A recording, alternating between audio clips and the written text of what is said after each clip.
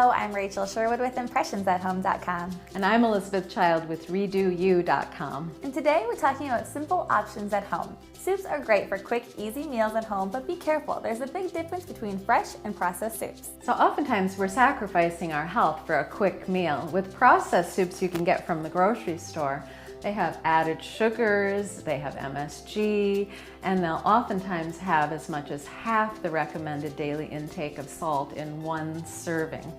So Rachel, how can we make a healthy soup from scratch at home? Making a delicious soup at home is quicker and easier than you think. I'll show you how to make an asparagus soup using just 5 ingredients. Great.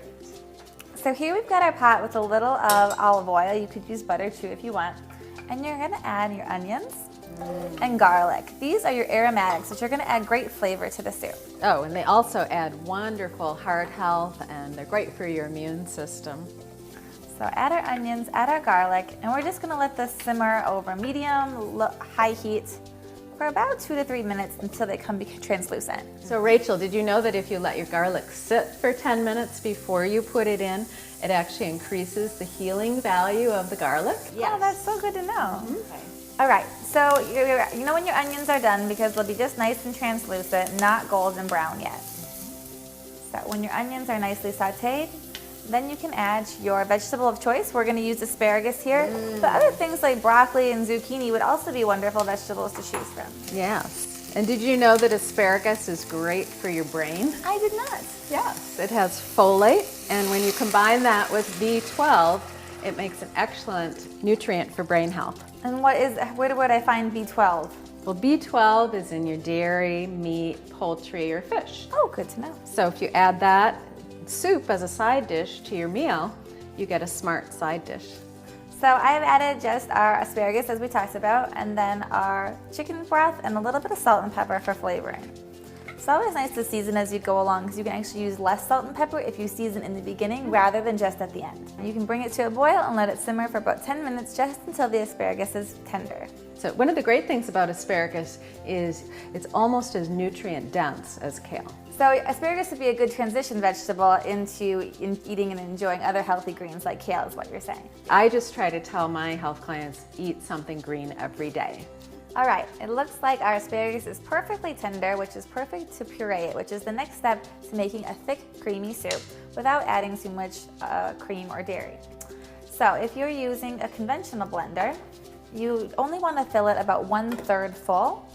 Because if you fill it too full, the steam will build up pressure and will actually blow the top right off of the container.